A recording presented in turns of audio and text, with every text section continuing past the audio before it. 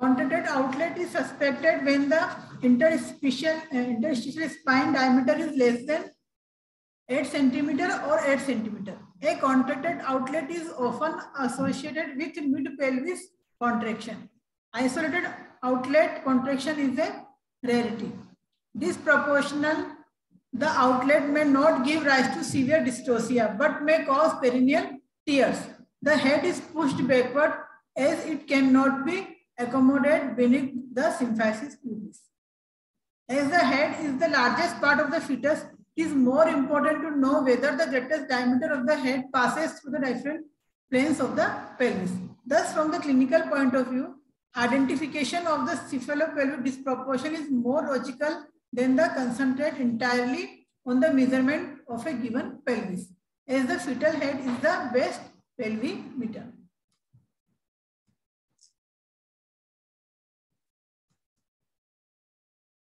Thus, disproportion may be limited to one or more planes. Absence of cephalopelvic disproportion at the brim usually, but not always, negates its presence at the mid-pelvis plane. On the other hand, isolated outlet contraction without mid-pelvis contraction is a rarity.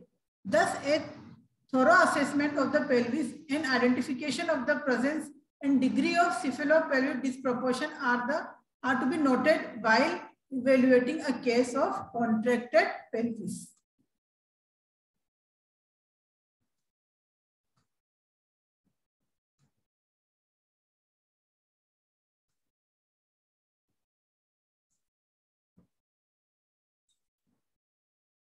Diagnosis of cephalopelvic disproportion at the brim. The presence and degree of cephalopelvic disproportion at the brim can be ascertained by the following: clinical abdominal method and abdominal vaginal method. इसका नाम है Muller Munro Kerr method.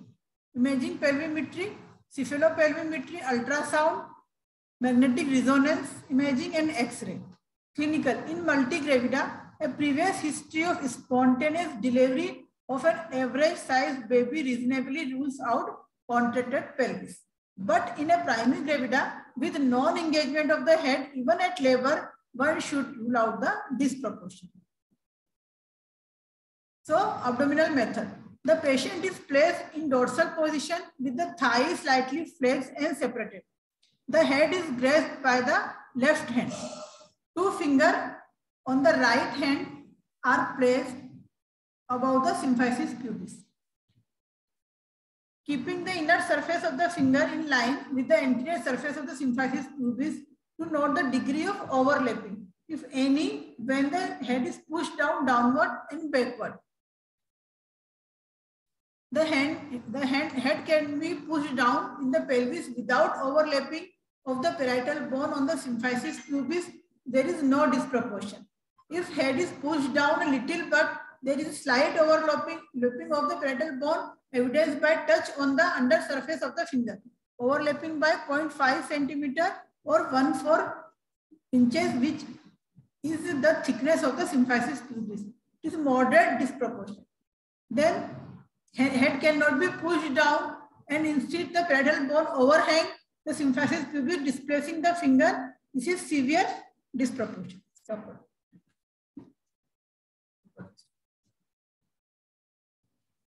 समझ में आया कि कैसे करना है, इसको रखना है.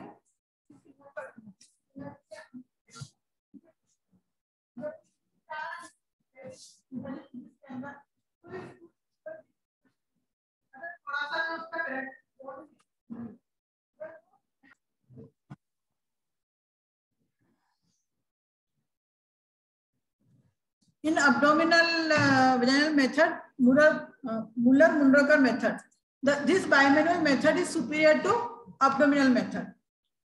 As the pelvic assessment can be done simultaneously, Muller introduced the method by placing the vaginal finger tips at the level of the ischial spine. So where we are keeping our fingers? At the level of ischial spine. To note the descent of the head, Munroker added placement of the thumb over the symphysis pubis to note the degree of overlapping. Lower bowel is empty, preferably by enema. the patient is asked to empty the bladder. The patient is placed in a lithotomy position and the internal examination is done taking all aseptic precautions. 2 fingers of the right hand are introduced into the vagina with the fingertips placed at the level of spine and thumb is placed over the symphysis pubis. Then the head is grasped by the left hand and is pushed in the downward and backward direction into the pelvis. So this is the method. So interference. First, the head can be pushed down up to the level of ischial spine and there is no overlapping of the parietal bone over the symphysis pubis, so there is no disproportion. Second, the head can be pushed down a little but not up to the level of ischial spine and there is a slight overlapping of the parietal bone, slight or moderate disproportion. Third, the head cannot be pushed down and instead of the parietal bone overhang the symphysis pubis, displacing the thumb. This is a severe disproportion. Then limitation of the clinical examination. The method is only applicable to note the presence or absence of disproportion at the brim and cannot be applicable to elicit mid-pelvis or outlet contraction. The fetal head can be used as a pelvimeter to elicit only the contraction in the anterior posterior plane of the inlet, but when the contraction affects the transverse diameter of the inlet, it is no use. Then X-ray pelvimetry. Lateral X-ray view with the patient in standing position is helpful in assessing cephalopelvic disproportion in all planes of the pelvis, inlet, mid-pelvis and out pelvis. Cephalometry. While a rough estimation of the size of the head can be assessed, clinically accurate measurement of the biparietal diameter would have been ideal to elicit its relation with the diameters of the planes of a given pelvis through which it has to pass. In this respect, ultrasonographical measurement of the biparietal diameter or magnetic resonance imaging gives superior information. The average biparietal diameter measures for 9.4 to 9.8 centimeter at the tongue. Then MRI is useful to assess the pelvic capacity at different planes. It is equally informative to assess the fetal size, fetal head volume and pelvic soft tissue, which are also important for successful vaginal delivery. Degree of disproportion and contracted pelvis. Based on the clinical and supplemented by imaging pelvimetry, the following degree of disproportion at the brim are evaluated. Severe disproportion, where obstetric conjugate is less than 7.5 centimeter, 3 inches, such type is rare to see. Borderline, where obstetric conjugate is between 9.5 centimeter to 10 centimeter, when both the anterior posterior diameter is less than 10 centimeter and transverse diameter less than 12 centimeter of the inlet are reduced. The risk of dystocia is high then when only one diameter is contracted.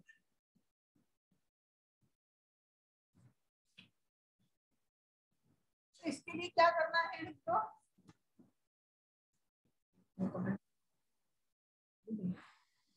Effect of contracted pelvis on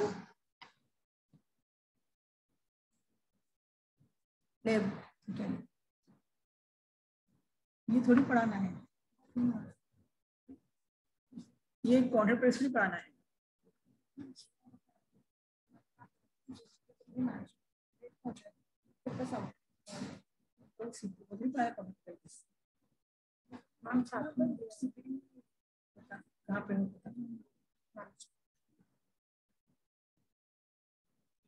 Management of contracted pelvis. Inlet contraction. The degree of disproportion by clinical examination and supplemented by imaging pelvimetry. Due consideration is given to the associated complicating factors. If any, minor degree of inlet contraction does not give rise to much problem and the case are left to have a spontaneous vaginal delivery. At term, the moderate and severe degree are to be dealt with any one of the following: induction of labor, elective cesarean section or trial of labor.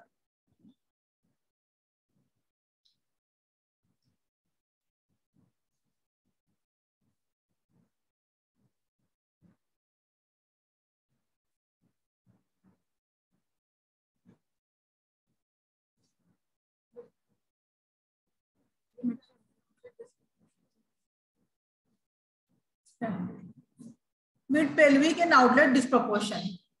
In clinical assessment, it is difficult to determine where the mid-pelvis ends and outlet begins. Moreover, isolated outlet contraction without mid-pelvis contraction is a rarity. As such, in practice, the two problems are jointly considered as outlet contraction. Cephalopelvic disproportion at the outlet is defined as one where the biparietal suboccipito-brachiotic planes fail to pass through the bispinous and anterior posterior plane of the outlet.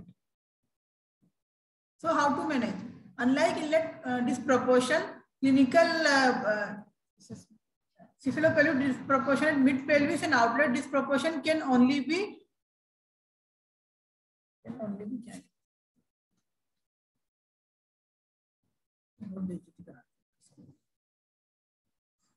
यार मैं इसी class में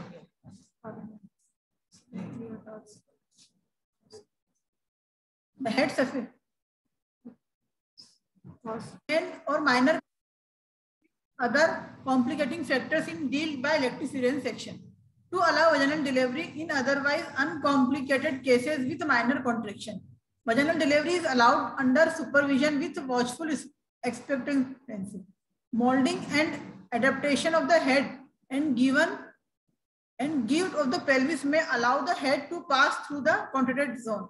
Delivery is accomplished by forceps or venous delivery with a deep episiotomy to prevent perineal injuries, especially with narrow pubic arch. Labor progress should be mapped with a partograph to make an early diagnosis of dysfunctional labor due to disproportion. Oxytocin may be used to augment labor for adequate uterine contraction. If there is no dilatation of cervix or descent of the fetal head after a period of 2 hours in the active phase of labor, arrest of labor is considered. When arrest disorder is diagnosed, then delivery is the option. Cases seen late in labor is not an uncommon problem in the developing country. The principle of management rests on cesarean section to avoid difficult forceps with deep episiotomy, symphysiotomy, and craniotomy if fetus is dead. Okay, thank you.